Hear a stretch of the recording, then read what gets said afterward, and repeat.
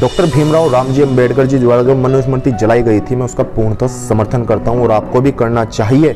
सनातन धर्म में जो मनुस्मृति थी उसमें बहुत सारे असामाजिक तत्व आए हैं और उन्होंने छेड़खानी करनी शुरू कर दी थी 1500-1600 ईस्वी पूर्व के बाद। वास्तव में मनुस्मृति में जो श्लोक पाए जाते थे सच्चे, वो 1200 कुछ थे और आज वर्तमान समय में जो पाए जाते हैं 2700 है। तो बीच के श्लोक हमें जातियों में बांटने के लिए बनाए गए थे। हमारे राजा महाराजाओं पर आक्रमण पीछे से किया गया, खंजर घोंपे गए, जयचंद बनाए गए और जातियों में बांट दिया गया। सनातन धर्म में हमेशा जातियां तो है ही नहीं थी, वर्ण थे और वर्ण भी जन्म के आधार पर डिसाइड नहीं थे, कर्म के आधार पर डिसाइड थे। कृपया कर सनातन धर्म पे अडिग रहिए और कृपया कर ये चीज़ अब छोड़ दीजिए। आप सनातनी हो सारे के सारे और बहुत अच्छे योद्धा रहे हो और बहुत अच्छे योद्धाओं का खून रहा है आपके अंदर। किसी की पोस्ट पे मत जाइए, ये तो असामाजिक तत्व है, आपको भड़काने का कार्य करते हैं। दिमाग से सोचिए, सच्ची मनुस्मृति पढ़िए, एक से एक बढ़ के आपको। जय श्री राम, वंदे मातरम राष्ट्रभक्तों। स्वागत है आप सभी का रोर ऑफ इंडियंस की एक और नई वीडियो में। दोस्तों, आज की वीडियो भी काफ़ी स्पेशल होने वाली है। छोटी छोटी क्लिप से बनाई हुई एक बड़ी सी वीडियो है, तो प्लीज़ वीडियो पे अंत तक ज़रूर बने रहिएगा। वीडियो का कोई भी पार्ट आपको पसंद आता है, लाइक कीजिए, कमेंट कीजिए, शेयर कीजिए। इससे वीडियो की रीच बढ़ती है और हमारी इस छोटी सी फैमिली का हिस्सा बनने के लिए चैनल को सब्सक्राइब करके नोटिफिकेशन बेल को ऑल पे रख लीजिएगा। चलिए वीडियो को शुरू करते हैं। जय श्री राम।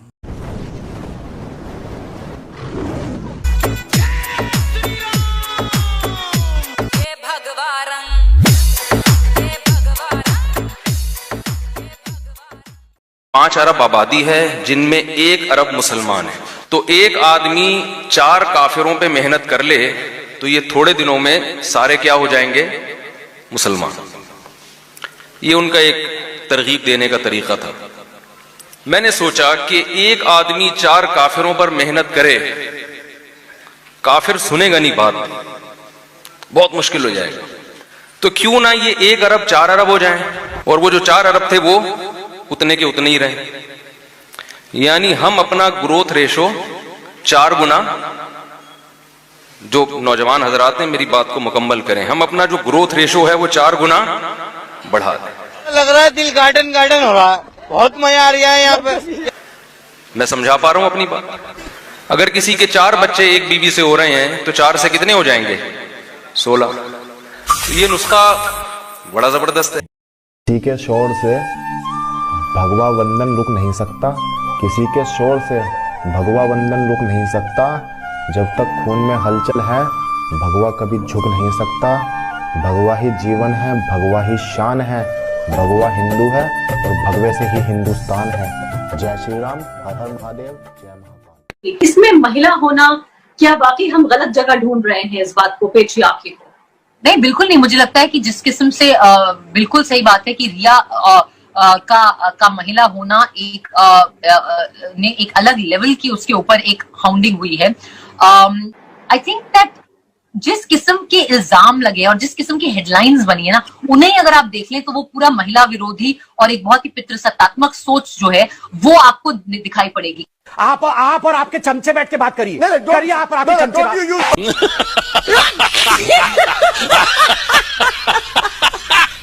बेटा, जितनी तुम्हारे देश में जनसंख्या नहीं है ना, उतने तो हमारे देश में रोज टमाटर उग जाते हैं जो हम तुम्हें देंगे नहीं।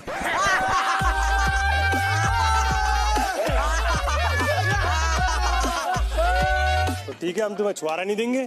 चाहिए नहीं, बादाम खा लेंगे हम।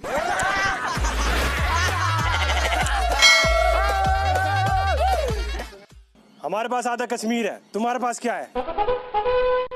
तुम्हारे पास सब कुछ आधा ही तो है यार।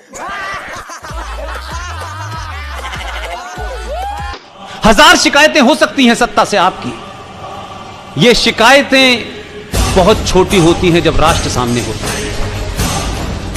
अपनी निजी और छोटी छोटी शिकायतों के कारण राष्ट्र को दांव पे मत लगाइए। ये राष्ट्र है तो हम हैं, राष्ट्र रहेगा तो हम रहेंगे। जब राष्ट्र ही नहीं रहेगा तो मेरे और आपके रहने का मतलब क्या है? करोड़ों लोग ऐसे रह रहे हैं जिनका कोई वतन नहीं है। इसलिए जो आपने गलतियां की, जो आपसे भूलें हुई, किन्हीं कारणों से हुई, उन सबको थोड़ी देर के लिए ताक पर डाल दीजिए और अपने समाज में जो चले गए हैं उनका हाथ पकड़िए सामाजिक तौर पर। सिर्फ हाथ पकड़िए, वो हजारों साल से नहीं बदले, अभी भी नहीं बदलेंगे और आपके साथ खड़े हो जाएंगे। Did you get a call from Raja to conduct an interview of Riya Chakravarti? Did Mr. Modi or anyone from Bharatiya Janata Party call you to conduct an interview with Riya Chakravarti? I'll tell you why you did that. You did that because you had an agenda, and I'll tell you what your agenda is, Mr. Sardesai, because I know, I will not be naming a particular anchor, a particular reporter, but I will tell, because I know what a particular reporter did on 13th, the Friday 2001. Remember how the TV plays. Since you are blaming the media, let me tell you how the TV plays. There was an anchor, there was a reporter, a ace reporter, who once in an interview said कि we were planning to have a gala party with kebabs and wines. Yes, we didn't get wine so easily. He said some cousin has come from abroad. He's brought a bottle of wine. We'll do it outside. There's a garden outside near Parliament. We'll do it there. I'll get kebabs from Press Club. I said all great ideas. On the lawn, spread lawns of the Parliament of India, and you are now there was a terrorist attack. And then that ace reporter, whom I respect a lot, said that, well, yes, suddenly the terrorists had entered into the Parliament building. I asked the guard to close the door lest other journalists do not enter and start shooting it, because I want the TRP. यहाँ रुकना है. I told him actually close the gate of Parliament. Get that guard to close the gate, which they were about to do. Why? So that no other channel could enter. So that एक बार हमारी story, and then those days there were fewer channels also. I said, यार ये story हमें करनी है, आप मजा करो. Of my channel to be soaring, so that anchor today cannot complain about TRP. Then he said, goes ahead, I won't name the ace reporter. He says, we are vultures. Wine forgotten, kebabs forgotten. It was a great day. You know, we are like vultures. We feed on these moments. These are the moments that, you know, make journalism. You just have to be, as I said, at the right place at the right time. At the end of the day, we are vultures, vying for blood and flesh, because that is what gives us our professional satisfaction. It was a great day. How is this linked to the question I asked you?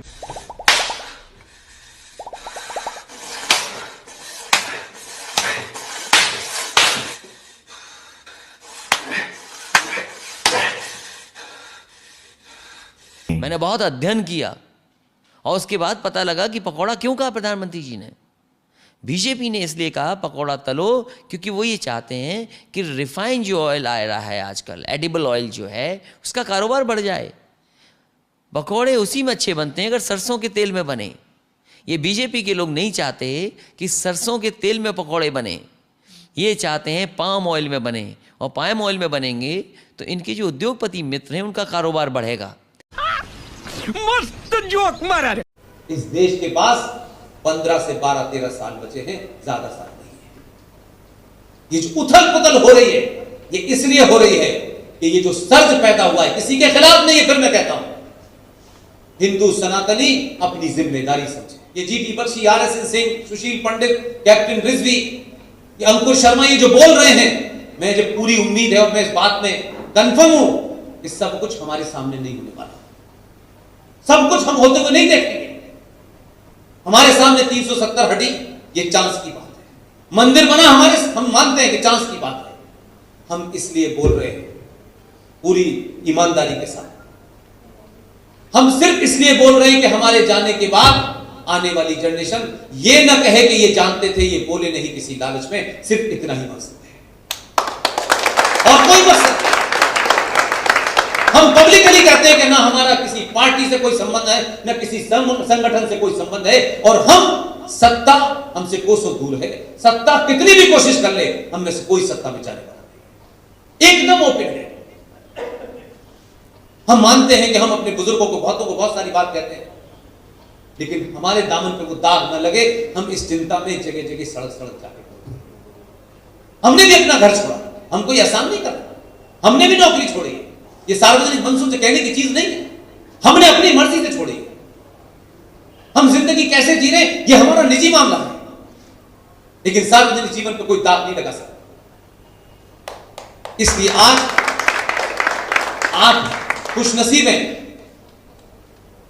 कि अंकुर जैसा young boy पूरी ताकत के साथ, मुझे मालूम है खतरे क्या हैं, मैं जानता हूं इस बात, आसान नहीं। ये खतरा दिल्ली तक इनका पीछा नहीं छोड़ता। इनको अपनों से ज्यादा खतरा है, दुश्मनों से नहीं। इस देश की तारीख में जितने भी सनातनी योद्धा निकले उन्हें अपनों ने मरवाया। सत्ताएं आएंगी जाएंगी, पार्टियां बनेंगी टूटेंगी, उसका कोई महत्व नहीं है। एक राष्ट्र में हजारों पार्टियां चली जाएं, हजारों लोग दर चले जाएं, उसका महत्व नहीं है, लेकिन राष्ट्र जिंदा रहना चाहिए। 2007 में एक जज साहब थे, रंजीत भाई, इलाहाबाद हाई कोर्ट में। जज साहब का विजन क्लियर था। किसी गली मोहल्ले में कृष्ण जी के 2 मंदिर छोटे छोटे से थे, वो मुकदमा हाई कोर्ट चला गया। जज साहब को ऐसे लगा जैसे उनकी कोई मांगी हुई मुराद मिल गई उनकी। मुकदमा सुना और उसके डेलिब्रेशन में बात मंदिर के छोटे छोटों को फैसला करना था, वो तो रह गई पीछे। और उन्होंने कहा कृष्ण जी, और कृष्ण जी से गीता पे चले गए और ऐतिहासिक परिप्रेक्ष्य में कहा कि 1712 से लेकर के भारत की स्वतंत्रता संग्राम तक गीता एक बहुत बड़ा कारण रही है। और आखिर में फैसला क्या दिया पता है आप लोगों को? आखिर में फैसला उन्होंने दिया कि गीता भारत का धर्म ग्रंथ है। यह हमारे देश के लोगों को नहीं पता। मध्य प्रदेश की जबलपुर हाई कोर्ट ने फौरन उसको लिया। कुछ मुसलमान दौड़ के वहां गए बताने के लिए।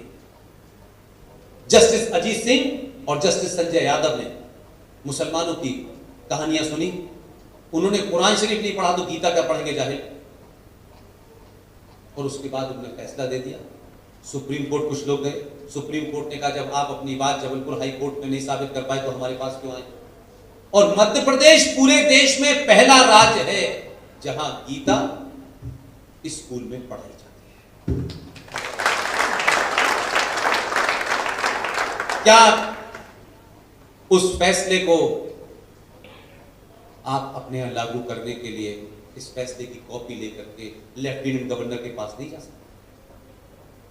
और जब गीता पढ़ेंगे और व्यवस्था में बैठने वाले लोग जब गीता पढ़ते हैं तो उसका असर क्या होगा? इसी प्रधानमंत्री, यही प्रधानमंत्री था, गया राष्ट्रपति के पास, पूछा कि भारत की पहचान के रूप में हम आने वाले मेहमानों को क्या दें। पता है हम क्या दे रहे थे? Taj Mahal. Taj Mahal Islamic point of view से भी किसी कब्र को घर में रखना हराम माना जाए। और हमारे हिंदू शास्त्रों में भी किसी कब्र का या अस्थियों को घर में नहीं रखा जाता है।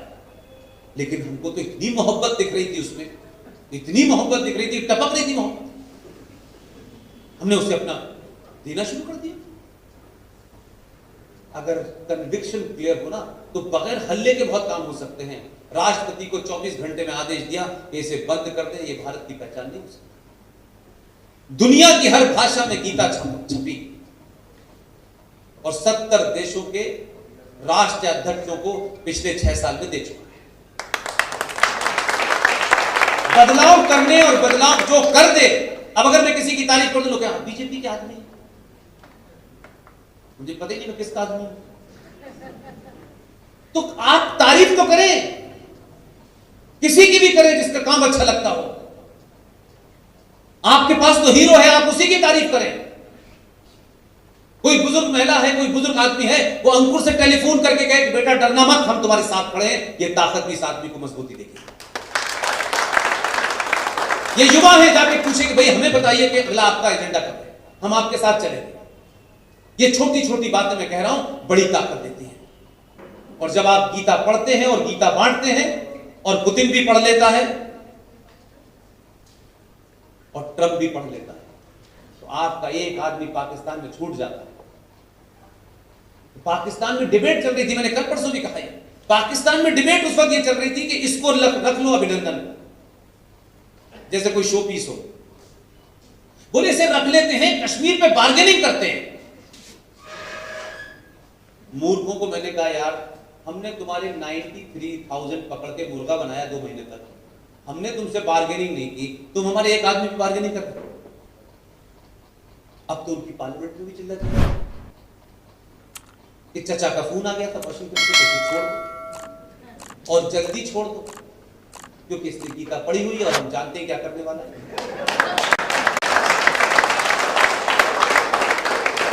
तो आपके बदलाव से दुनिया में कैसे बदलाव होता है। और पार्लियामेंट में खड़े होकर के वो कह रहा था मेंबर ऑफ पार्लियामेंट कि 9 बजे पसीना छूट रहा था, जल्दी छोड़े हमला करने वाला है। वो सच कह रहा था। चचा ने यही कहा था भैया ये मिसाइल लगा दिया हम नहीं बचा पाएंगे तुम्हें। तो मेरा कहना सिर्फ ये है बदलाव के लिए कहीं नहीं जाना है। जिस दिन अपने अंदर बदलाव कर लेंगे ये समाज बदल जाएगा और इस समाज के अंदर के गद्दार जो हैं अलग अलग शक्लों में वो या तो लाइन पे आ जाएंगे या कहीं और आ जाएंगे।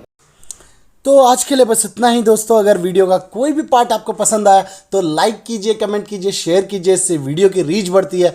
और अगर आपके बजट में शामिल हो पाए हमारा ये छोटा सा चैनल तो चैनल को सब्सक्राइब करके नोटिफिकेशन बेल को ऑल पे रख लीजिएगा। कल एक और बार एक और नई वीडियो के साथ हाजिर होंगे। जय श्री राम, वंदे मातरम, जय हिंद दोस्तों। लाइक मारो, बहुत ज्यादा जरूरी है लाइक करना, मैं बता नहीं सकता, बस लाइक मारो।